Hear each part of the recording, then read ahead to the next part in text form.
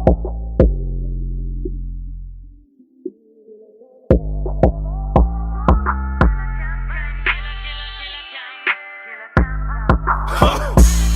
know who the dealers and the killers are. Dope dealers, go getters, dope kickers, boy.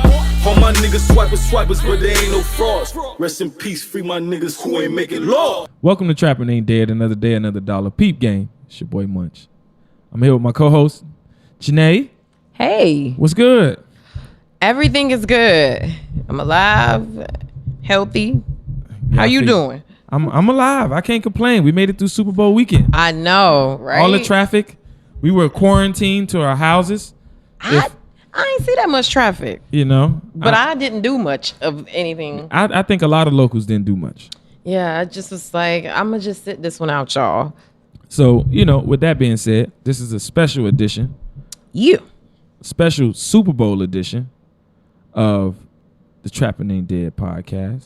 Yes, it is. And I just wanted to get in and talk. It's been buzzing around the city, and a lot of people. I want to talk about the wins and the losses. Mm-hmm. There's always a winner. There's always a loser.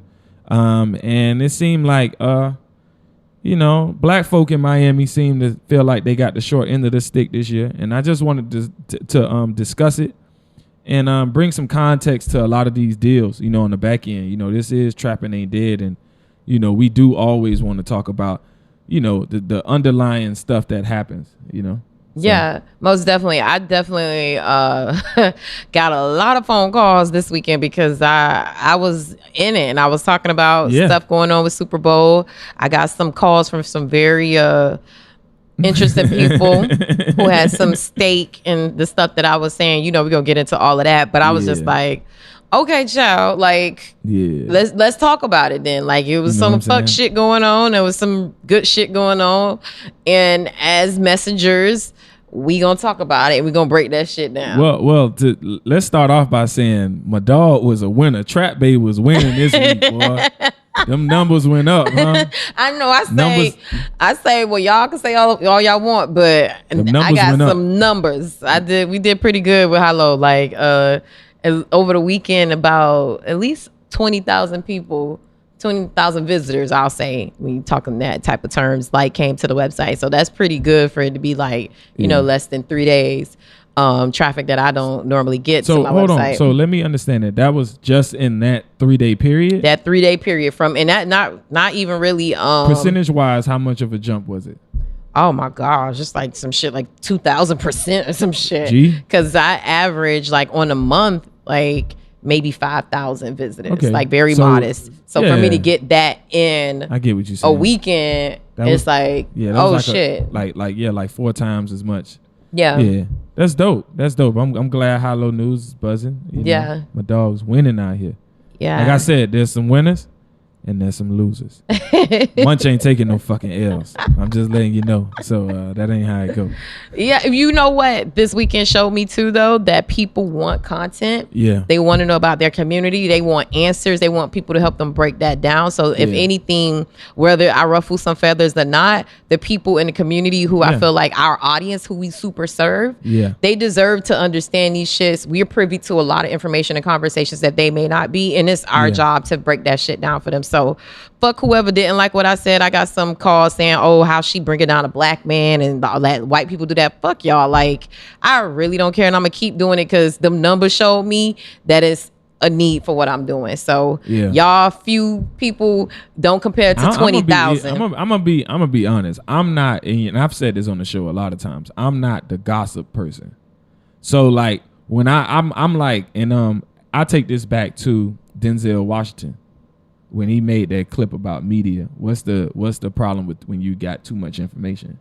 You know what I mean? So that's kind of like my approach, but I take it as a person who's just getting into media. I've not always been there, but I understand the need for it. Mm-hmm. And it's good that our local media, black media, was able to capitalize off it. You know what I'm saying? To me, gossip is more so, he's secretly gay and he's cheating on his wife, or he's, saying untrue shit about people. If people in the community have legit concerns and it may ruffle the powers that be's feather, that's not gossip. That's real shit. No, what I'm saying is like, how like like Miami Herald had like 30 articles out this weekend. Yeah. You get what I'm saying? And it was just ironic to me that a day after I posted about how Miami will be benefiting like two legacy businesses in my opinion, which is Jackson's in the airport, Chef Creole in the airport, Chef Creole in Dolphin Stadium.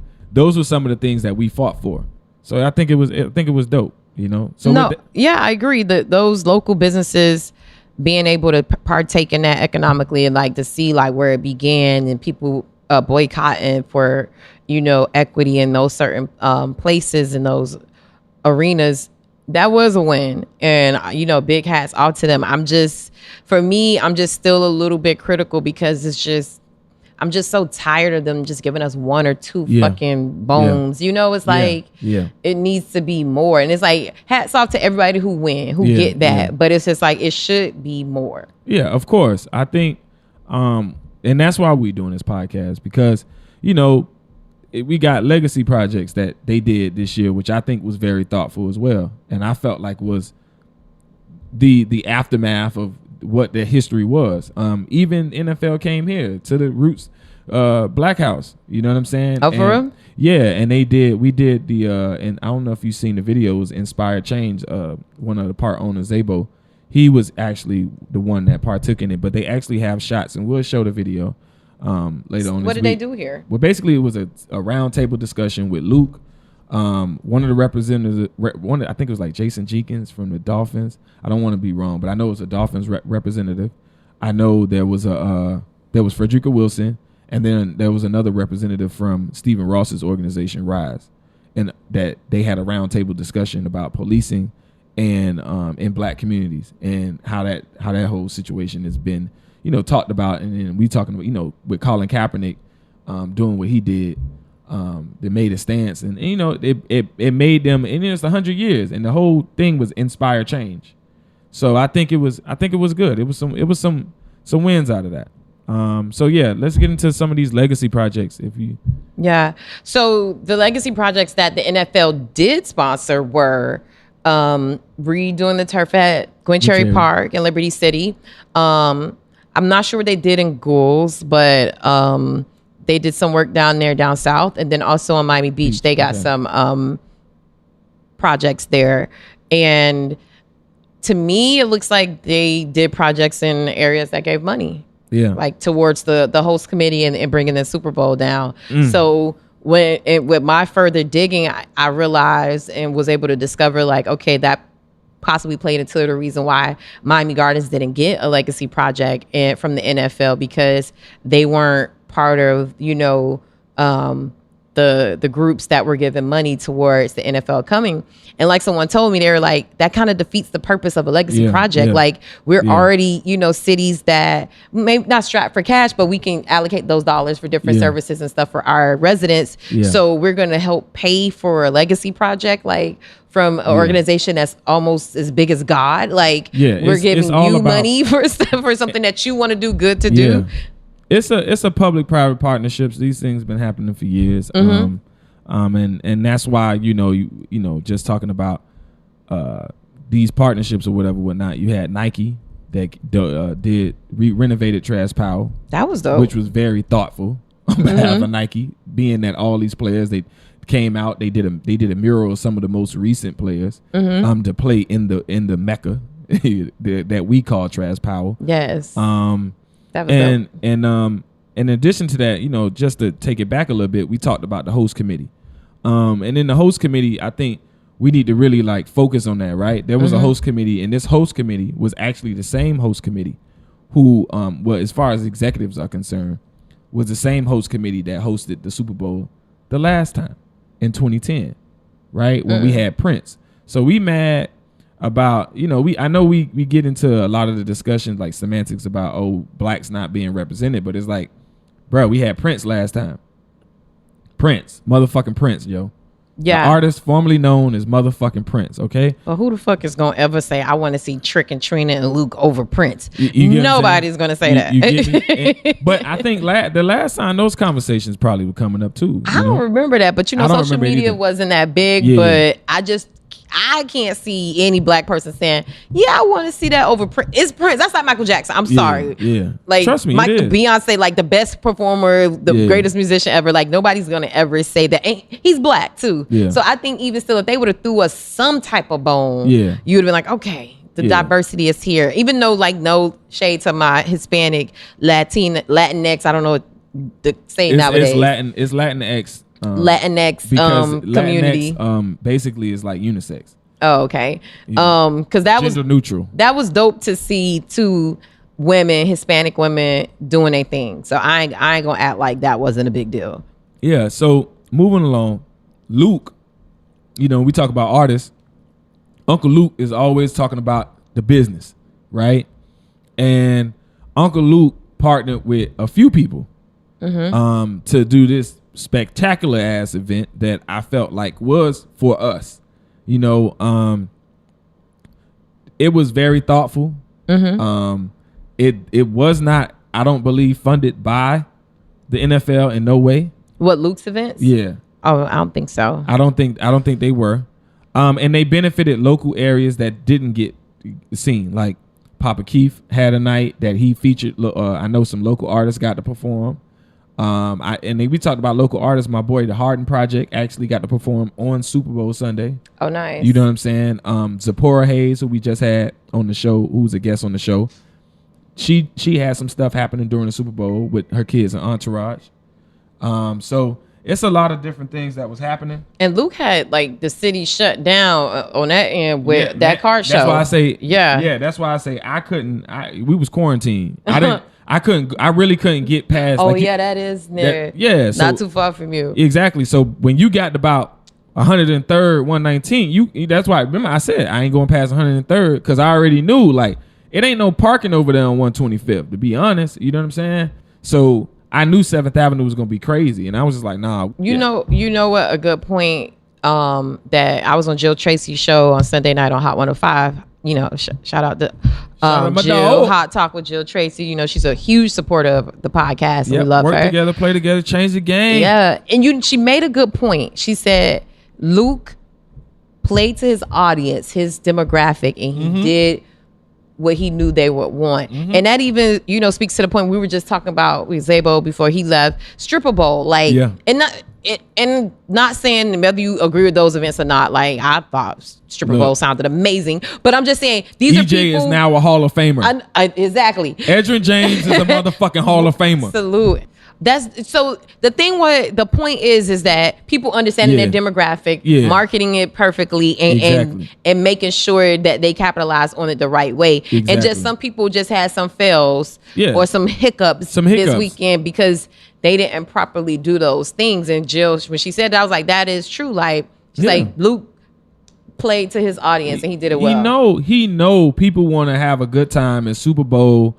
Look, dog, they know it's some big money folks gonna be in town. Yeah, we on, Miami, we live where you vacation at. So to us, we ain't gonna try to be on no groupie shit. This is for the out of towners to be on that. You know what I'm saying? Like everybody over here, I feel like in Miami-Dade County was like, how the fuck we gonna come up, boy? It's money to be made this week. You know what I'm saying? Yeah. They talked about it was being over 1 million people coming in this weekend. And I'm just like, shit, I know Lorna's 8.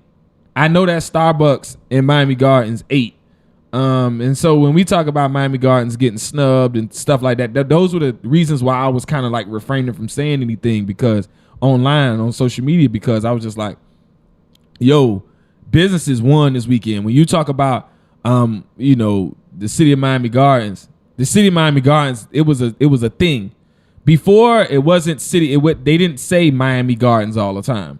I think 10 years ago, they didn't even say Miami Gardens. I think by the time they came incorporated, Shirley Gibson did fight for that. So I think that last Super Bowl, or one of those, like maybe the first times after it became Miami Gardens, I don't know if it was 2007 or 2010, but she was like, we need y'all to refer to us as Miami Gardens. I want to say, because I heard it, and the coverage that I was seeing, I was more so on like ESPN, watching the coverage from there because they was at the Clevelander.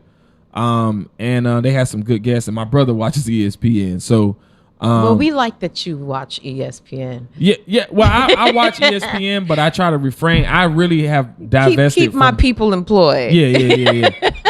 You know what I'm saying? I divest from I've tried to fully divest. I didn't even watch the Super Bowl. I didn't watch the physical game. Oh, you know why I don't watch? I can't even understand or like football. And the reason is because things haven't changed, and I think when we talk about a boycott, it's not because he got his check, he got his just due. I think we need to continue to show that money don't mean shit. He got paid. He got his just due, but black people in this country haven't. Yeah. And I think we have to start saying we can't, he got paid and other players chipped in and did what they did, like Anquan Bolden with the Corey Jones commercial. Oh, yeah, that was good. Google came and did something that, as of recently. I think Google aired a commercial, a Black History Month commercial. Yeah, so I think it was very thoughtful, being that it's Black History Month. The whole Inspire Change theme with the 100th year anniversary. One of the things that they didn't talk about was that the Negro leagues that existed before the NFL existed, and the other league, I think it was like the American Football League, or something. I want to say there was a Negro League football league. Yes. Just like there were Negro baseball leagues. Yeah, I knew that, but I never. There was a Negro football league because only whites was playing in there before like the 30s or some shit like that. And so when we talk about football. Matter of fact, it wasn't until integration that they did that, but football started back in like the 30s, sometime like that. Mm-hmm. So well, gotta be because this is the 100 years, 100 year anniversary, and they talked about it, but they wasn't inclusive of those athletes. You know what I'm saying? And those players who played in those Negro leagues. So I think there was some L's that the NFL took, but you can tell that they tried. They tried to kind of like everybody was on their diversity shit.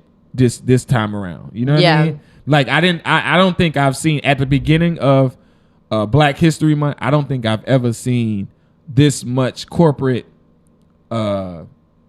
enthusiasm behind Black History Month. You know what I'm saying? Yeah, but to me, it goes to because I listen to the Read podcast, and they're like really big on, even though they're Black. I love shout out to Kid Fury and Crystal West. They're very big LGBTQ advocates, and they talked about corporate participation when it came to like pride, and she was like, just throwing up rainbows everywhere doesn't mean that you really support us. So that's why I kind of look at those sometimes, and that you give out that commercial and you do that stuff, but like what is your numbers of diversity like in your company? What are you giving to? Is it making an impact? And we just kind of gotta like stop being so Google grateful for a fucking commercial all the time. Not Google, I'm just saying in general for corporate support of Black History Month. Yeah, Google, I know has a huge diversity program. Can it be better? Yes. Google, give us some money. Yeah, you could start here and diverse with us. Yeah, exactly. Trap the vote. But yeah, and but we talk about people taking L's, and I think one of the biggest L's may have been this week was the whole Superfest. I think they recouped on the last day. Yeah, they did. They redeemed themselves on the last day, but I know there's a lot going on, and you actually had something to say about that. I right? did, and you know what? They probably gonna kill me for saying this, but I'm gonna say it because it's funny as fuck. But I don't mean no harm. But somebody texted me and said, "Kim, you send me your article for Superfest," and I died laughing. Wow. Fire. I mean, and I'm gonna say this. Y'all know what Fire Fest is? That was that festival with Ja Rule, and the people was out there stuck in the Bahamas in the internment camps and eating cheese sandwiches. They called that shit Chilligan's Island. Superfest wasn't as bad as Fire Fest, but that is fucking a funny comparison. I'm sorry. I think it was a great effort by Ted Lucas. Daryl or Darrell, I don't know what. Yeah, I don't know who it was. Daryl or Darrell. I don't know. But I know I went. I was up there while they was doing like the press conference, and I seen some remnants of it. And it was a good attempt, right? Mm-hmm. At trying to include Miami Yeah. You know, and Miami Artists. Ardens, yeah. So I didn't think it was a total L. I think the effort was there. I think it's like you said earlier, they missed the mark. In certain areas. And so what I would say, you know, all jokes aside, now that the smoke is clear, I'm like, okay, we should be able to laugh about it, but and learn from it. But real shit, like once I started digging and figuring out like what happened out there, because I immediately, not immediately, I was randomly text on a Saturday about Superfest, and you know, one of the vendors was like, yo, like there's no foot traffic out here. They took our money. We paid over $7,000 to be vendors. That was my whole thing. You paid $7,500. Whoa. We gonna come hold that thought, because that needs to be talked about in itself. That's a whole conversation. I'm talk about that. Because so they said that, and they were like, so, and the reason why I feel like I was reached out to, even though I think they were trying to get media attention, because they felt like the organizers weren't like adhering to them or listening to them. They saw me. I posted about Superfest and I was promoting it. Back in November, I was telling people when I met Ted Lucas and Fahim Ali. So I was like, you know, I wouldn't say the biggest advocate, but I was telling people go out there. And even on my article that I posted about Superfest, people came on we talked about it here. People came under and was like immediately being critical. So I was like, I kind of ignored it. I was like, I'm not going to do that. Let's just keep it positive. But then when I get something saying, hey, they're doing us wrong, they locked us out of the gates, we can't, they fussing us out when we asking for our money back or trying to get clarity. And I was like, okay, I can't put just only the good stuff. I gotta dig into this and figure out what's going on. So I made a post about it that went kind of crazy, got phone calls, got texts. Okay, then clarify, you know, what happened. So 20,000. I made a post about Ted Lucas and a guy named Daryl, who vendors said they weren't happy with the agreement and the treatment of their, I guess, relationship with being vendors out there. Let's just put it like this. There was no foot traffic to help drive that like people to Superfest so they could know. The marketing wasn't as strong as it could have been, because a lot of people who were in Miami Gardens. I felt like it was last minute. I felt like they had it properly planned out for some time. This wasn't like, because I know I think I told you about it, and then they brought you in because I had got brought in early, and it was like October, so it was like a thing like, hey, I seen that it's nothing, and it goes back to the bid went in 2016 for the host committee. We waited to 2019, 2019 to get their shit together. That's a great point, you know what I'm saying? So I'm not faulting nobody, but these are things that we need to look at. You know what I'm saying? I don't agree with the vendor price, given the fact that, you know, me personally, and this is where, you know, we talk about business, and we talk about you have the right to say no as a vendor. You didn't have to sign that agreement, and that goes back to business. So if you signed an agreement, you knew this before you walked in. Yeah, you paid $7,000 before you walked in. Where's your due diligence? Like, so it's a first time event. Yeah, you know? It's a first time event. This is the first. They don't even charge as much for damn Jazz in the Gardens. Yeah, and other Rolling Loud like that. They're not playing that much. Don't even charge that much. What else? I felt like.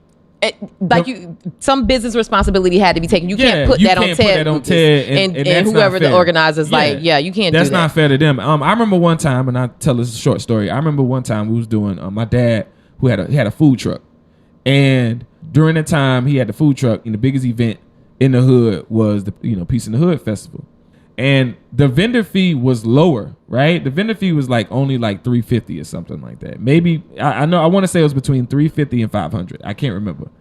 But I remember when I looked at the number and I was like, $300? You gonna make $300 back? Like, what the fuck you doing? Like, and my dad said, no, I'm not finna do it. They want too much. And I never understood it. You know what I'm saying? I ain't gonna say I never understood it. I didn't understand it because my whole thing was, it's an opportunity, it's exposure. But he said, look, we can go here. I could pay $300, right? But let's just say I break even. If I break even, I still took a loss. You know what I'm saying? And I'm not finna he's like, I already serve this community all the time, and they already complain about my prices because our prices, we were like a price leader. So, when chicken, and he was doing wings and fries, but it was the quality that he was upselling. And I just didn't understand at that time. But seeing Superfest, you know, and like a lot of these other events, and even us with the black marketplace, we don't even charge that much because we understand these are small businesses. They trying to get ahead. So I think, and at the end of the day, you can look and your eyes can get big, but you got to actually say, okay, is this profitable for me? Where if you did you feel like you was gonna make in upwards to 14K, 20K? Mm-hmm. And that's what you got to think. You know what I'm saying? As opposed to, oh, it's 7,500. Hey, I'm gonna get exposure and I'm gonna get people coming from all over. Yeah, that can bring you some residual. You know, depending on what type of business you got. But here's the thing. So from what I was told from vendors that they were told or sold that, okay, it's gonna be 20,000 people a day, and you know the Super Bowl is bringing in 1 million people into the town. I mean, into, you know, the area. So, you know, there's gonna be opportunity. So they were sold on opportunity. Yeah, I think. And then some of them were saying that, you know, the guy Daryl was like guaranteeing themselves, and I'm like, so.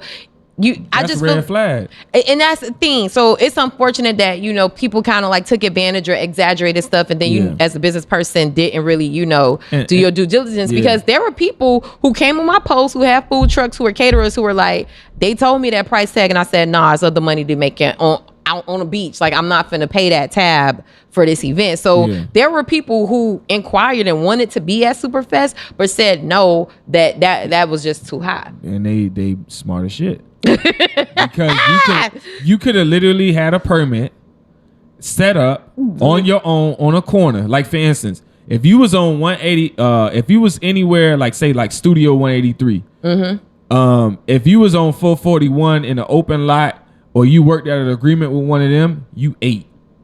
You get what I'm saying? I know that there were some people in my neighborhood who was literally on 79th Street at a gas station selling T-shirts. Wow. You get what I'm saying? And they were making their money. And to that point, the NFL also cracked down on a lot of shit. Just one of the business owners in Liberty City, you know me, I'm gonna go hard 5 people. Mr. Green has a shoe repair store, but he also sells other items. And some of those items was like supposedly not official, was like wasn't the official NFL, or he wasn't an authorized reseller, dealer of the NFL. And they came and they shut him down, threw him in jail, took everything out of his store. And I felt like they tried to stigmatize and ostracize him. And I come from a long line of cats that, you know, we gotta hustle to eat. And I don't now all of that wasn't necessary. A cease and desist. I can see the cease and desist, but to lock them up, I didn't really agree with it. You know what I'm saying? You could take all the merch, fucking shirts, over some shirts. Yeah, and take the shirts, merch. He had caps. He had like hats. He had some other items, and I just didn't agree with the way they went about it. When did this happen? This happened early in the week. I want to say this happened like on fucking Tuesday or Wednesday, leading up to the Super Bowl. Who the fuck told on? No, they actually had people actually going around. You know what I'm saying? Like going around and like private investigators, private inspectors and shit. That hot look. Okay, I get it. I get it. But goddamn, NFL is damn near the government. You know what I'm saying? Goddamn. So they're a sovereign entity, just like the government. And they hired people when they came into town. They knew they know this shit. They know people are gonna go where they usually go. They're not gonna get the official gear when they know they look. Mr. Green down the street got that shit. You know what I'm saying? I'm gonna go there. And that was I think it was fucked up. You know, and just to bring it back to Superfest, and just to you know, even though I started a lot of shit, or like I wouldn't say started shit, I brought attention to what was told and what was happening. Yeah. But I wanted to also highlight the fact that Ted Lucas wanted to do something good for his community, invested his own money in that community, you know, did the best he could. He had never planned an event like that before, but wanted to make sure that black people took part in that economic boom that was Super Bowl. Albeit I kind of put it like him not having the best team around him, and some of them not having the best intentions, but he had the very best intentions. And that is something to be said. That's something to be applauded, you know. And I'm so happy that last, you know, those last few days actually turned around, that Cardi B came and performed, and that, you know, there was at least like 5,000 people out there on Saturday, you know, enjoying the concert. You know, vendors were texting me me saying, oh man, it's much better today. I'm making some money. So, you know, it started off rocky. It was some mishaps. It was raining Friday night. It was raining, you know, Saturday earlier that day. So let's also take that into consideration too. And then also, let's also look at that there was no really programming other things that could happen in Miami Gardens. And something that I spoke to somebody about that made a good point is like, even though they complained about Superfest this and nobody was there, Miami Gardens residents are like so two-sided to me. They on one end, they want, you know, all the stuff to happen there, but then they complain about traffic and they can't do this and they can't do that and it's gridlock this. So it's like, y'all need to choose what y'all want to fucking be. Do y'all want to be an entertainment city, a destination city, or do you want to be a residential area? Because you can't have both. Yeah, that and the fact that you got to understand. Ain't no hotels in Miami Gardens. Ain't nothing in Miami Gardens. Exactly. No attractions in Miami Gardens. Exactly. What y'all expecting? So y'all was not finna get all this other stuff that y'all thought like y'all was gonna get. They was, you know, and that's where I felt like we had to draw the line and we got to kind of like. I guess people the word saying is NFL experience could be at Betty T. How the fuck could it have been at Betty T? That would gridlock fucking that whole area. 100,000 people every day. Like, it's just people just wasn't being realistic about it. And with the legacy projects, from what I was told, you know, higher ups in the city of Miami Gardens were advocating for a project to happen there. The host committee didn't do that. And even in the Miami Herald article, the host NFL said, when we go to plan events, we refer to the host committee because and that's real. Like, the NFL not invested in this area, they don't know, so they rely on the people here. So it's not really so much to me. I was like, okay, I need to pivot the blame not so much to the NFL, but also to that host committee who didn't think shit about Miami Gardens and either. That's where I was going at. Shout out to Rashad. We ain't going Rashad. You the man. Fuck the bullshit. We rock with Rashad. I mean, I heard some things with Rashad, but I don't know him personally. I don't know if that's verified. But Roots got. All I'm gonna say is, my dog Ernisha got a front page in the Miami Times, and that's what I was. You know what I'm saying? She ate. Well, that this was weekend. good. I was happy about that. We had a couple of other catering companies that ate this weekend because of Shad. I know that Roots Printing, you know, here, you know what I'm saying, at the Black House, we benefited because of Rashad. So I'm not going. To me. You know, with given the space that he had, you know, black first. And you know what? I'm saying? And I will say, and hold on, before you get to your next point, I will say this. When you look at, y'all got to understand the host committee had a website, and that website was up, right? Since they got the bid damn near, like I want to say like a year and a half out. So that was up. So it was just like, when you look at the host committee and you download, like I downloaded the PDF, it's still up, right? Understand that City of Miami Gardens was not one of the partners in there. Okay? Understand that it was City of Miami that I seen, the City of Doral, the city of Miami Beach. So when you look at all these Miami-Dade County was in there, Greater Miami Conventions and Visitor Bureau. They had Palm Beach Conventions and Visitor Bureau. They had Broward Conventions and Visitor Bureau. So but they didn't have Miami Gardens. And I think that says a lot, says more than anything else. But, you know, we know that it comes down to the dollar. Trapping ain't dead. And y'all got to put that bread up. Like Tyler Perry said, we got to start creating our own tables. And I think this was the year for us to create our own table. And I think it was a good initiative on behalf of Superfest. Miami Gardens and Superfest. This was a good initiative that they did what they could do given what the resources that they had. Imagine if Miami Gardens didn't do Superfest. Didn't partner with it would have been Ted to do it. It would have been nothing. Programming really besides like little parties. Yeah, exactly. So you know that I feel like we got to be on the up and up and say, hey, this is what our city did to say, despite being left the fuck out, this is what we did. So OG, as always, you know, we it's always some work to do, but it's salute to your leadership, Oscar Brandon and them. I don't know how much they had in it, but I know it takes a lot of hands on deck. So I mean, I heard Oscar Brandon wasn't too happy with my post, but I don't know how true that is. But if it is, you can call me Oscar. We can talk about it. Nah, fuck that, Oscar Brandon. I'm gonna say this on the show while I can.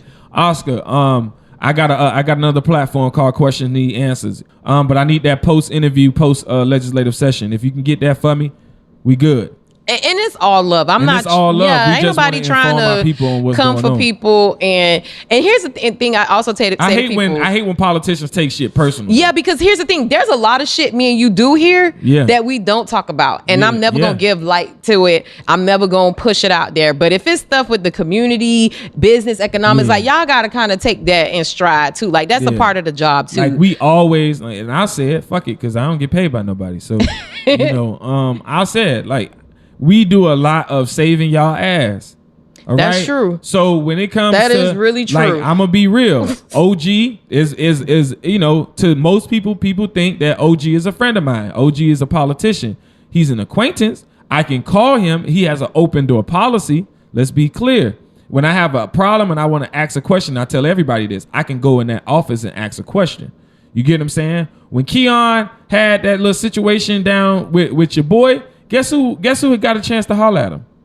You know what I'm saying? It's because of these things. And I think we got to start looking at it from that angle. And I always stress that is that at the end of the day, they black first. Yeah. And if we got to, and if I'm not going to be the person that's going to go and try to do cancel culture. Never. Yeah. Cancel culture without any tact, without any type of responsibility on my behalf. And and that's why I said what I said earlier, because I think, I did feel a certain way about the whole Superfest, because I was like, just let it ride out. Let it ride out. And I, usually I'll text you, but I said, no, I'm not going to text. Mm-hmm. You know what I'm saying? Because I felt like at the end of the day, this was the kick they needed too. If that article never came out, imagine how many people wouldn't have came. Mm-hmm. And I think that article did a number too. We can't really prove it, so to speak, but your numbers are indicative of it. You know what I'm saying? Yeah. And then even so, like, Papa Keith saw my article and was like, man, like, you brought up some good points. I'm finna go on the radio and get this shit an extra move. I'm finna go, and then we got talk Jill, about and it then more. You went on Jill. Yeah. So it's stuff like that people got to realize is that, we not saying we the fucking end all be all in the city, because we not. We just the people who can give insight to a lot of things, because we know that our audience listens and our audience knows, we are the fucking unapologetic voice of Black Miami. Yeah. When you get it's uncensored. I'm the total, executive producer of this shit. I can produce this like literally anytime I want to. You know what I'm saying? As opposed to a Cox Radio. They have certain restrictions and limitations. You got iHeartRadio has certain restrictions and limitations, even though Papa Keith don't give a fuck. He still has his restrictions and limitations. Yeah. And things he can and cannot do. So I think it gives us the space to say what needs to be said in the public square. In a way that people can understand, and breaking this shit down in a real way. And then just also to back it up to the host committee, and I'm going to say this too, just from, it was Rashad Thomas, some people, I feel like they feel like he was doing favoritism and looking out for his friends. I think that's part of business. I don't think it's the best or right thing, but also too, everybody, he can't choose everybody. Here's my thing. Or he's not the main person that chooses everybody. He was one person in charge. He was an assistant. And so sometimes people get that twisted. And I wanted to put that out there. Like, the complaints that I did here in that regard, I was like, what, real shit. Like, there's a whole process. He's not the end all be all. And everybody can't win. Everybody can't get that bid. Man, look. It's the best person that gets it. We didn't get and let's be clear, because it was people who got contracts, and then there were people who got subcontracts. I can speak on Roots. Roots, we got a subcontract. A printing subcontract, right? Mm-hmm. So we didn't get the large lump sum of a contract, and a lot of our vendors didn't get the large lump sum of an invite. But guess what? When the Super Bowl comes around again, now we can get a bigger share, and that's the things we got to start looking at. Exactly. You get what I'm saying? Because I look at it like, I look at it like this. When we talk about contracts, even when we bid with the city, Black people do not know how to bid together. Mm-hmm. And if we bid together and work it out and bid together on a lot of these contracts, we'll beat out these motherfucking Cubans. Or I don't want to say Cubans, or these other minorities. On our show, Cubans mean if you ain't Black. Yeah, if you ain't Black. So if you taking it personal, but I don't want to bundle all Hispanics into that one boat, because I think we get it misconstrued. And we had. We got a special episode coming with DC Clark that talks about that. Ready. I had to preview that. We talk about that whole divided diversity that's been going on, And yeah, I just don't. I just think that we got to start looking at the big picture. You said something there with us working together and looking forward to the future and what that looks like. And because we know now, especially the county plays a big part, a lot of tax dollars went into those legacy projects and the hotel stay for NFL teams and shit like that. We need to now talk to these people. We need to be like, okay, we know what's coming back. They don't came to this shit 10, 11 times. You know they coming back. And we need to talk to them now, y'all. Like, don't wait until the announcement come, because it's too late at that point. It's too late. And here's my thing. I'm going to challenge Star X, Hungry Black Man, right? You have your coalition of culinarians, right? I will challenge Star X to basically improve on what the good work he's been doing with that, but start to get them those type of contracts, right? And Chef Culture, I think Chef Culture I think they ate a little bit. They ate this weekend, from what I was told. So you get what I'm saying? So shout out to Chad. Shout out to Chad. And Miss Cherry and Carrie.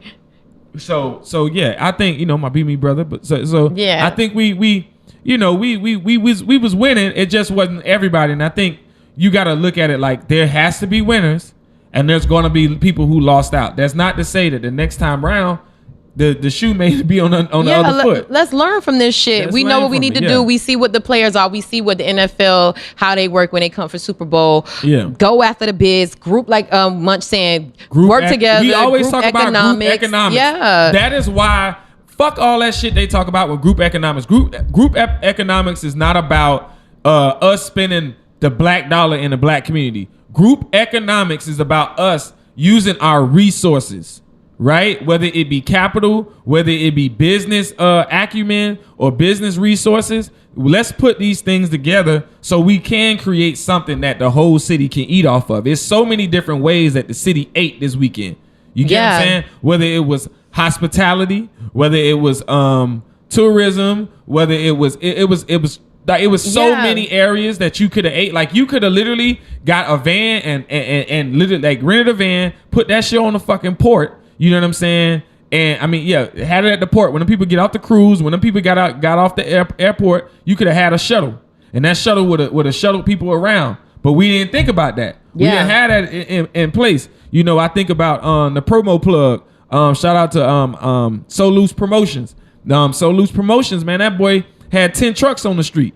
Hey, you feel me? So that's somebody who came from the hood, who came from the poker beans. You know what I'm saying? I'm gonna shout him out. You know what I'm saying? Because he actually give back to the hood. Yeah. And that's that. And like I always tell people, Liberty City United. I don't give a fuck if I know you, if I don't know you, if I see you and I see you doing some good shit. I don't give a fuck. This ain't no clout chasing. This Liberty City United. And my dog ate. He did real numbers this weekend. You know what I'm saying? So, and when I say my dog, I don't know him. From a can of paint, we did a few things in the past, but he ate this weekend, and I know he always gives back to the community. So with that being said, man, salute to him. You know what I'm saying? Yeah, and there's just a lot of ways to eat. Look, we all ain't gonna get that NFL contract. We all ain't gonna be all the events ain't gonna be in Miami Gardens, Liberty City, in the black areas. Like, we know that. We'll fight for our equity, but there's also different ways. Like you were saying, like there could have been football camps with people who could underwrite it.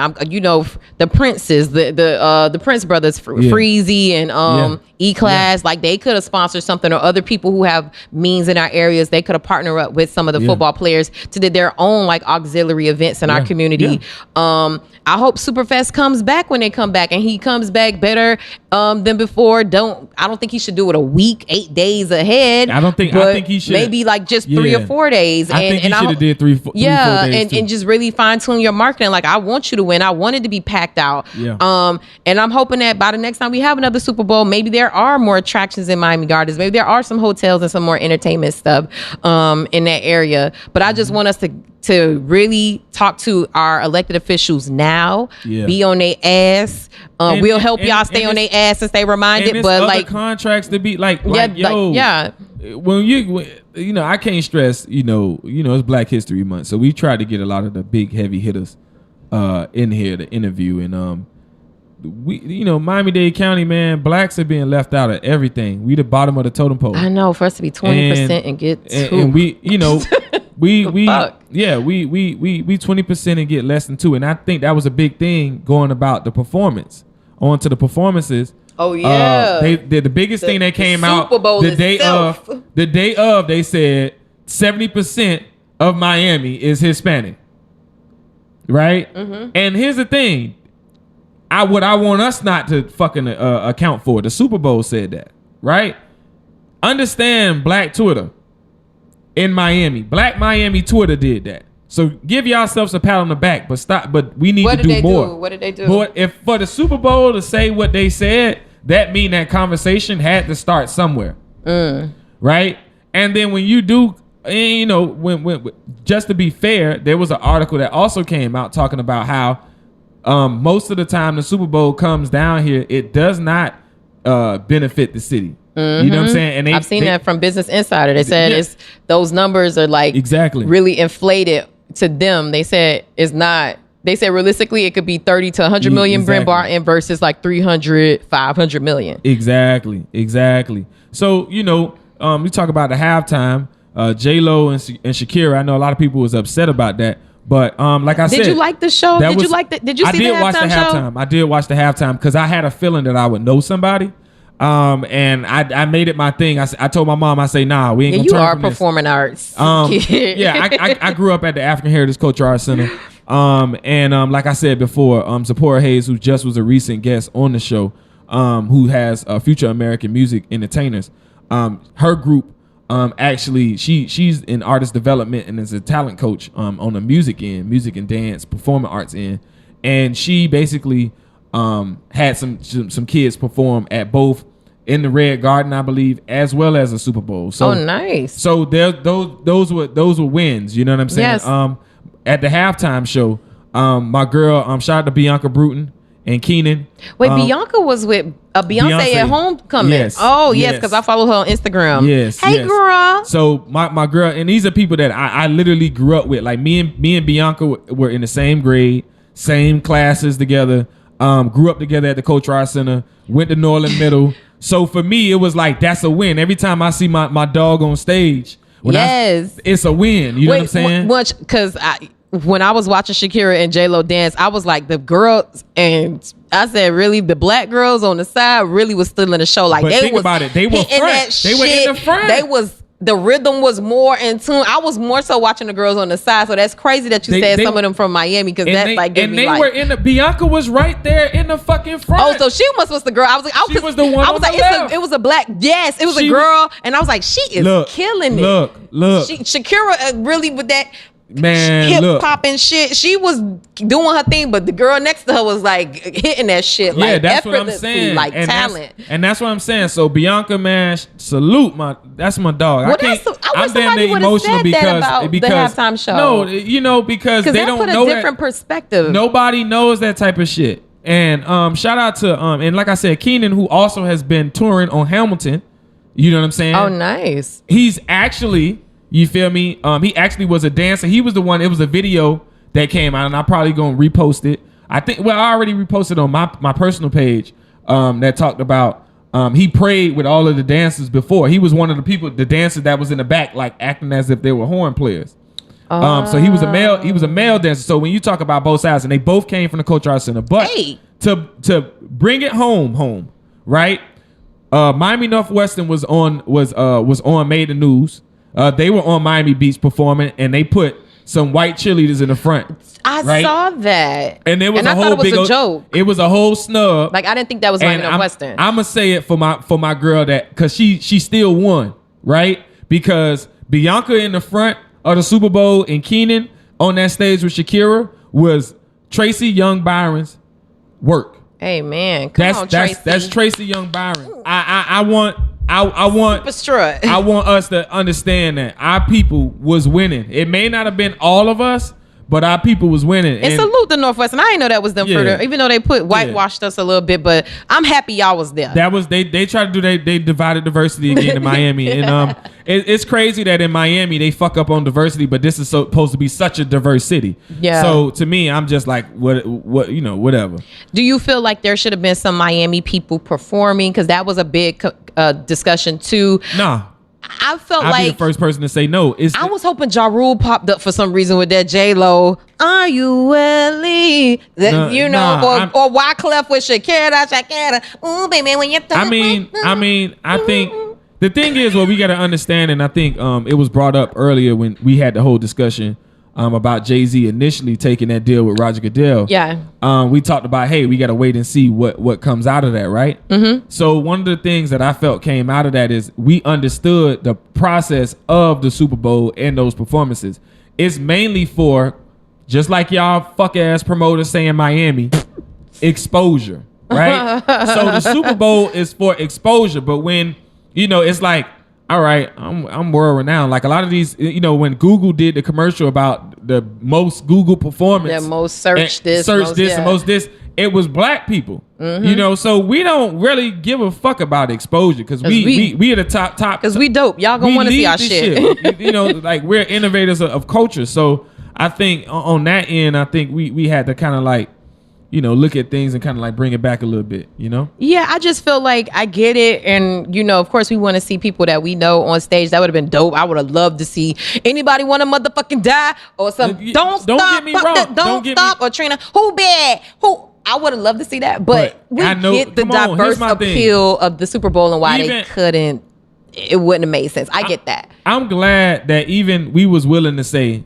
yo, y'all could have motherfucking gave Pitbull some shine and we would have been happy. Flow Rider, that kind of fit into that. I was surprised that neither one of them popped up. Name the last Flow Rider hit. I mean, he could have rapped on that Daddy Yankee song with whoever that was, a Bad Bunny. He could have did a rap. No, but I'm saying, but let's be real. When was the last time Flow actually dropped a record? Welcome to my house. Wasn't that? Yeah, a year ago, but that's one song or something. And I thought he was. I just don't hear his music because it be on Y100. That's what I'm saying. I didn't know. Exactly, and that's no disrespect to Flow. No. I'm thinking he's still putting out music. I'm just thinking it's not on the stuff I listen to. It wasn't on the level where, and I think it didn't. It was like it would be a slap in the face to the Hispanic community too, right? Because if you say, oh, y'all put Flow Rider on stage, and this, what I'm saying. In front of, and y'all know 70% of Hispanics, they got that, and I feel like they got the performance part right, and I think we gotta kind of like sit back and say, like, I think other people should have performed like I like on the bottom end. Like me personally, I felt like Ice Billion Berg should have been at Superfest. Yeah. Point blank. Period. You know what I'm saying? And I think it's disrespectful. You know what I'm saying, that this is the Nipsey of Miami that's on his way to being Jay. And we ain't supporting them like that. You know what I'm saying? And we know his records, and we would have been live. It's Rolling Loud did more than people who are from fucking here. You get what I'm saying? When we fucking made a bid and say, why the fuck Iceberg wasn't on there, Tariq and Matt made sure, the following years, as of like the last 2 or 3, he been on that roster. You get what I'm saying? So those are things that I mean, personally, like I'm a push for Berg, because when you look at an artist and you look at an independent artist and you look about the artist, the most successful artist that's actually opening up doors and kind of like created, like even with the City Girls said, yo, we was in Iceberg studio when we first recorded that song. Wow. When we first fucked that nigga. That was in Iceberg fucking studio. So we got to start respecting our local heroes, our local artists while they're alive. Get their flowers while they're alive. Agreed. And that's where I came from. So if we talk about like Iceberg. Local artists, I would say, and I felt like it would have fit. Superfest, it was for us, it would have fit. Yeah, but that's also too the Superfest. And they probably weren't willing to pay that. Well, here's the thing too. Viewtopia got to Superfest because it was originally supposed to be at Marlins Park. Yeah, I heard about that. And they were having issues with, I think, the sound system that they would have had to put in there was too expensive. It was already added to their tab, so they pulled out. They had to pay for the union. Yeah, and that's hold on, not to cut you off, but that's another point. Think about how many people worked for IATSE, Local 500. Like it was a lot of black folk working in production behind the scenes that y'all didn't see. That was in all black. That was working behind the scenes. Shout out to them people. So shout out to a lot of, my boy Nick Anor. He was working the Super Bowl. So the actual day of, and those are the moments, and those are that's when I say we won. We won. It may not have been on Front Street, but we were winning. God damn it. You know, but back to what you were saying with Utopia, because you said production. So yeah, production do cost, and they had to go through the union that week. So yeah, Utopia was like, it's too much. That's what I was told. They have the sound needed a new venue. They had the sound system, but they have to pay for the union in order. Basically, you have union houses, right? And the union, like when you have big events like this, they contract with the union as basically, hey, you're gonna get us labor. And they contract, and with Marlins, and if I'm not mistaken, Marlins is one of those spots, just like the Joseph Caleb, just like Dade County Auditorium, just like Adrian Arsh. You know what I'm saying? Well, yeah, they all are union. Well, what I was told, it wasn't even that. It was more so the sound in Marlins Park, the way it's constructed. Yeah. That you would need extra sound. Sound to be put in. So that became like more expensive. Yeah. So even them on top of like having to deal with union workers, whatever. I'm not, sure about all of that. I'll take your lead on it, but that also with them having to get special equipment or more equipment, whatever it was, to get that sound right, they needed a new venue. And then Superfest was struggling to get or book artists. Yeah. So it was just a better fit for them to bring it to Superfest, which I think was a good thing. I think that saved Superfest to me because he was able to get those A-listers to come to Miami Gardens. True. And even going back on the point too, is like James L. Knight Center, right? They had an event that I think the first. So that with the gospel thing? They had a gospel situation, but then it was another event where Jeezy and them performed at. Oh yeah, you right. Luke I did see that. I did see that. I want to say that was at James L. Knight Center. So with still downtown Miami. That was downtown. That was also the union. Oh, okay. You get what I'm saying? Because that's a union house. So that's why I say like all these things. We was winning. But yeah, moving along. I wanted to go back to Jay-Z. Know, and we talking about did Jay-Z? The big question is, are we still mad at Jay? No. You know what I mean? After I read that article, I said, you know what, Jay-Z? Oh, New York. There's an article in the New York Times. And then recently, I don't know if you've seen the video with them, sitting during the national anthem. So that kind of gave him some more cool points in my head. Here's the thing. I was never mad at Jay. Yeah. And we talked about that on the show. It was just us being critical. Like, where are you coming from?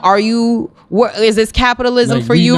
Do you really give a fuck? Jay gentrified Brooklyn. Yeah, we know you be on your It wasn't his all his fault, but we know you had a hand in it. I've been hearing this term like black capitalism. Like we know you're black capitalist. Like we know you about your business, but I just wanted to make sure and I want to be reassured because I see Jay as a 100 dude for the most part. Yeah. I just wanted to be reassured that this was for us. You had our best interest at mind. And when I read that New York Times article, even though I didn't think, like, I still wanted to give Jay his chance to show us what it was. Yeah. And we were just being critical. It wasn't no cancel culture on Jay. It wasn't no hating Jay. I still love Big Pimpin' and Song Cry is one of my favorite Jay-Z songs. So I was never going to stop listening to Jay or hating him. It was just like, okay, Jay, what is this about? And that New York Times article, you guys, if you haven't read it, it came out February 1st. I read that shit. It took me about 10 minutes. It's a long read, but it was well worth it. And Jay-Z went down from everything, like how that deal came up, him not performing at the Super Bowl, his team, which is like a badass, like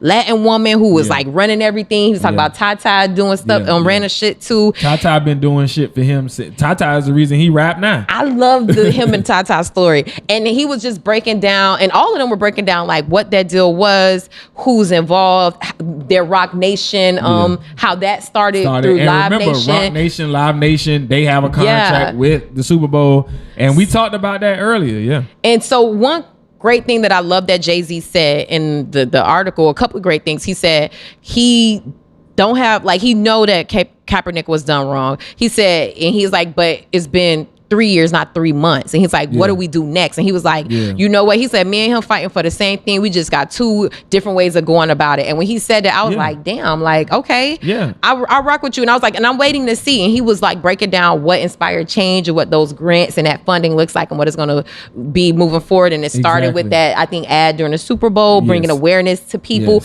I saw Corey. Was that Corey Jones in that commercial? Yeah, it was Corey Jones. He's from South Florida. That's Anquan Bolden's family. So. Oh, and isn't that Chevron's family too? Or no, was Chevron just fighting for the family? I want to say he may have been, Rep Chevron Jones was doing it. I think he may be related to him. He may be related. But I know he was deeply involved in that. Rep Chevron Jones, who's running for Senate.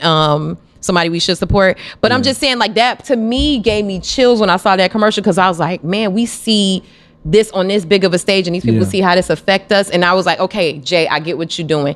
And then he also said that they started doing advocacy work. Like, you see all that stuff going on in Mississippi. He was like, okay, if people need legal fees, resources, if I need to call Yo Gotti or Meek Mill, he said if some shit happening in a city or a city, he's like, I want to be able to combine, like, you know, music influencers to that cause so it can stay in the media or give them resources for legal. So when he broke that shit down, I said, I should have never doubted you, Jay. I should have never. And this is the thing. Like, that's the part I seen, because people won't admit it, but it's people down here who got, and I won't say the name because I just care less for them. But they are super critical of.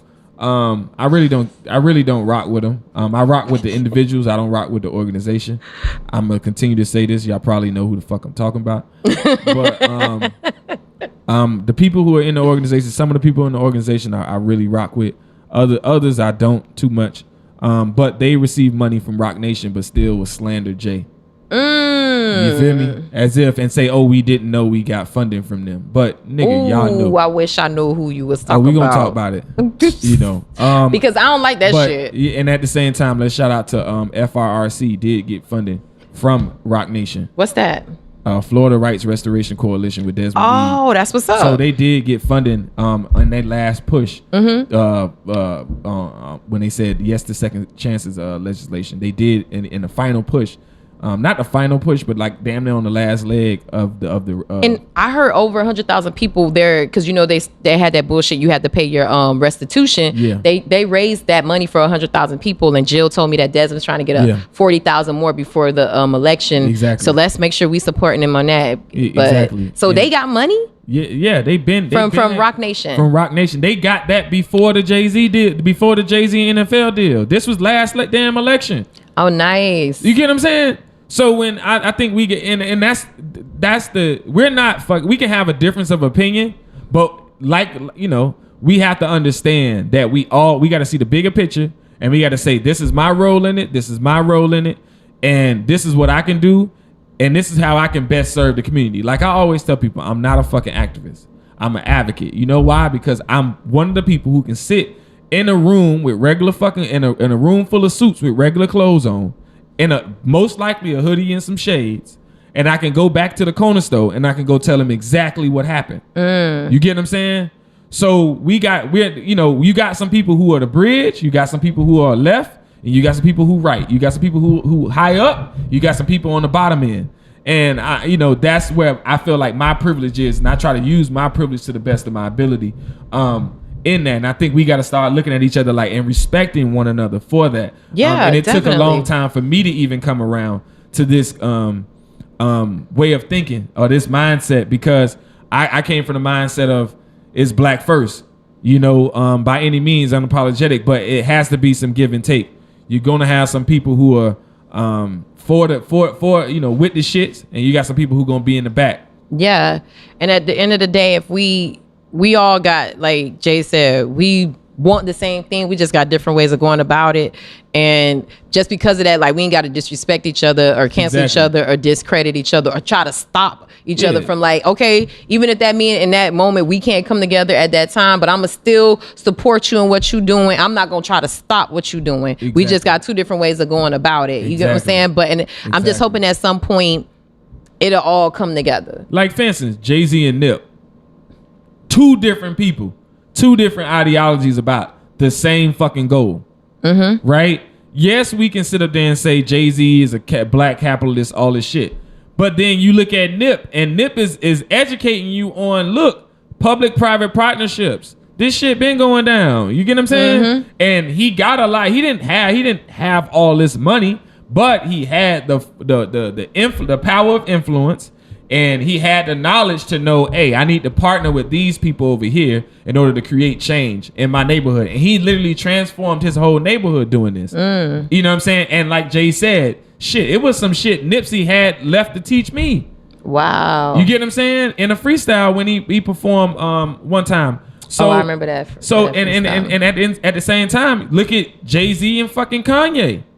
You feel me? So black people, and I hate that I'm bringing up women. I'm leaving kind of like, you know, women out of Kanye that did his conversation. Sunday service that he was charging for. I didn't pay to go to church. What are you talking about? Yeah. You might as well said it was a concert, Kanye. Yeah, and I heard it was good though. Yeah, but I mean, music. stop calling it church. Music is a universal language, man, and and I think now, you know, we get caught up in church. Like church is. This is what I tell people: spirituality is a pathway, right?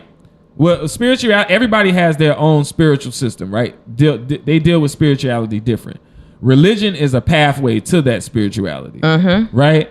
And Christianity is a way to it.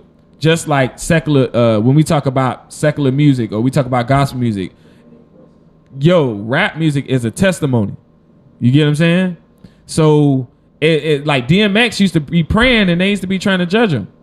He still do that at his shows. He do it, and he still do a good show. Like I never forget being in church in Sunday school, and one of the teachers, literally Sunday school teachers, actually playing a prayer from DMX, and I was like, you know what, I like y'all, I rock with y'all. You feel me? Because you brought it to where I was at. You know what I'm saying? And I think that's what we got to do. We got to start looking at it in that sense, and you know, so with Jay and Kanye and all this other stuff, I think we got to start looking at the bigger picture. What's the bigger picture for us? What's the bigger picture? What is the end goal? Yeah, because at the end of the day, you know, we talked about Miami Gardens a week before, and going to your point about Miami Gardens is iffy. Miami Gardens a week before, a lot of us was reposting the funny shit about, hey, when you come to Miami Gardens, don't get lost. Don't park over here. Don't park your car if they tell you this, that, third. Like these little 10 things not to do in Miami Gardens. But we got to look at the negative side of or the negative results or the effects of it. Yeah, the negative effects of, you know, what happens when we do that. You know, exactly. It's just like First 48. Yeah, we can use those things like, yeah, we own that, we bought that, but it does has a negative effect. Yeah, because when you got people saying, "Oh, I don't want to come to Liberty City now," because they think they're gonna get shot up, and that's not true. But that's what we put out there and perpetuate. Exactly. You know what I'm saying? And we perpetuate a lot of these things. Or Overtown. Yeah. You get what I'm saying? People knew, oh no, I'm not going to Overtown. And even we talked about it with Danny Spikes that just got released this past week. Danny Spikes, her boyfriend, or her husband, my bad, I'm sorry. Her husband, Steven, talked about, you know, he's from Georgia and his first run in Overtown and how the stigma of Overtown. You know what I'm saying? When he first moved down there, but when he realized he's like, this ain't really that bad. They just stigmatize it. You know what I'm saying? And we got to be more mindful of that. Yeah, we definitely do. You know, before we wrap up, you know, just to end it on a high note, you know, for me, this is a special place in my heart. Yeah. Rashard Fenton was, you know, a Super Bowl champion. And what makes him so great is because he went to the Miami Carroll City Senior High School in Miami Gardens, and he was I give you your moment. And he plays for the Kansas City Chiefs. So, you know, that's Chief on two different levels. I have to. State champs this year. Hey, watch your mouth. You know, we on our way back. You know, all I'm going to say is, you know, shout out to, with that note, shout out to Coach Keno. Oh, you know, I want to make sure that we show our condolences to Coach. Yeah, Coach. He wasn't my coach. But that's crazy that you know of Coach Keno. Because, you know, I follow my boy, let's shout out to Deuce Box, you know what I'm saying, Terry, who actually played ball. Talking about Terry Jones? No, not Terry Jones. He with Richard and them. That's why I said Deuce Box. Terry Showtime. Terry. I want to say, yeah. Oh, okay, yeah, he's crazy self. yeah, Showtime, yeah. And so like him and Richard and Ryan that I went to school with, Richard Way that actually does black and white. So they also played at Carroll City. So, you know, when I seen it, anytime you lose somebody like these coaches and yeah, man, that was tough. Coach Keno. These coaches are bigger than just these coaches are like father figures to us. You know, we dealing with a lot of shitload of issues. Like we deal with a shitload of issues. And on that point, you know, Kobe, you know, we coming off Kobe's passing, and we seen how many male athletes were like, you know, they couldn't hold it back anymore. You know, they had to show y'all to the, you know, because the world made them still play games and still made them do things. And so to that point with, you know, Coach Keno, I know it hurt a lot of people, you know, and I know if I lost a couple of my coaches this year.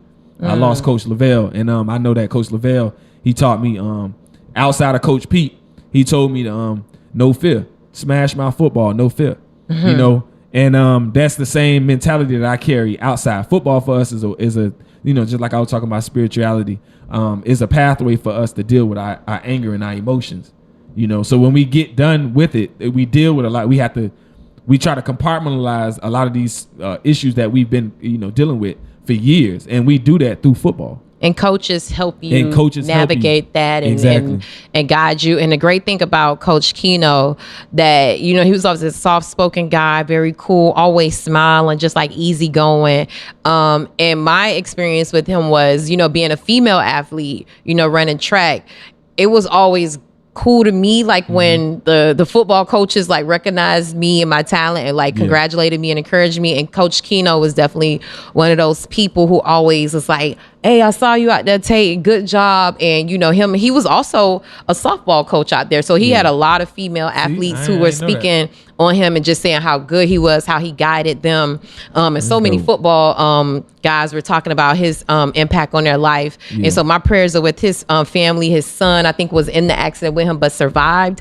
And I think that, you know, probably seeing Rashard, I'm not sure if he coached Rashard Fenton, but I'm pretty sure that was like a good full circle. Probably made him feel good to see like somebody from that program to make it to the world's largest stage and win. And he was a rookie. And you know, he formerly worked at the stadium and then played at the stadium in the Super Bowl. He's a rookie. He's a lucky ass rookie.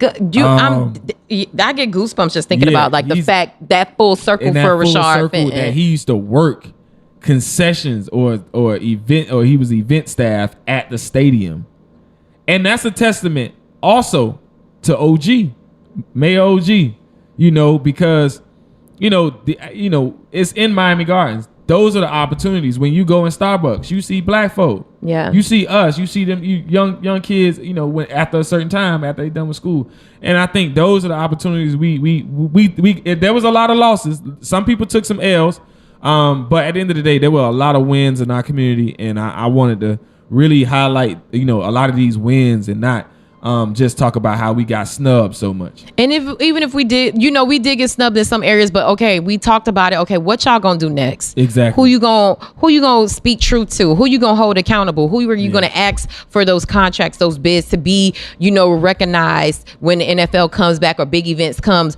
We have to stop. Okay, it's one thing to complain, but we got to act too, y'all. And it just can't be people like me and Munch all the time. Like, it's so much we could do. It's so many people in power could do. And stop doing the crab shit too. Yeah, like y'all got to do shit too. The power is in our hands as a collective. It's not just the talking head people or the people that you see on the forefront. It's all of us who have to push this shit forward. Yeah, and I'm gonna say this because I was supposed to say this to you.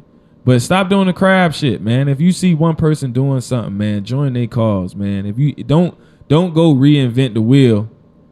You know what I'm saying? Come on, you better trapping ain't dead. And I'm tired of that shit. And I'm saying it because I know it's happened to me personally. I don't want to. I rarely like to speak on it too much because I don't want to come off as no hater. But I felt like it's needed to say. There's a lot of good people. That's why I do the whole Liberty City United.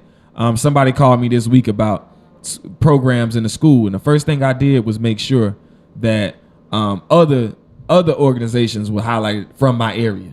You know what I'm saying? A lot of people come to me and say, where are the real groups that do the real work? And I'm always one to push. I push out people that I don't fucking know, but I see them online doing some good shit. I may pop up at an event, won't even speak to them. You know what I'm saying? And next thing you know, I get a phone call. I'm like, call them. That's so crazy. I do that too. So like, I think stop doing the crab shit, man. It's enough for everybody to eat. You can eat, but not off my plate.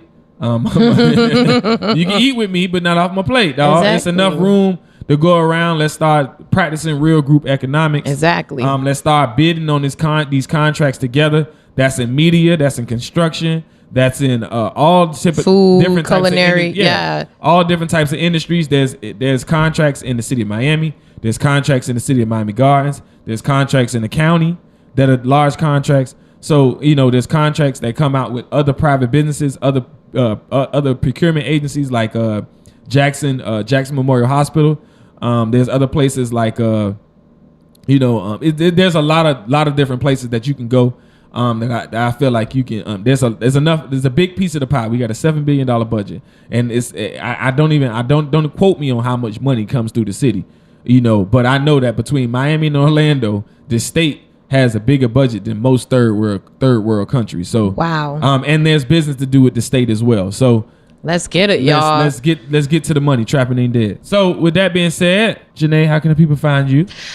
As always, it's about High-Low News. It's HYLONEWS Miami.com. And you can find me on Facebook, Twitter, and Instagram at High-Low News. That's HYLONEWS. And if you want to follow my personal page, that's Janae Tate. You can look on the tab to see how to spell that. And Munch, how can the people follow you and find you? All Like Minds, man. AllLikeMinds.com. If you want to follow my personal page, is Machiavelli_Munch. That's Machiavelli like Tupac, the way Tupac spell it. And to hear all the episodes, to find us, to hear all the episodes, we're available on all platforms. But if you want to go to us direct, shop open, trappingaintdead.com. And also, how do people connect with our podcast? Trapping Ain't Dead podcast on IG, Facebook, Trap Social 305 on Twitter. Hey. Thank y'all for tuning in. Super Bowl everything episode. This was cool. I like this. Yeah, this is dope. Hey.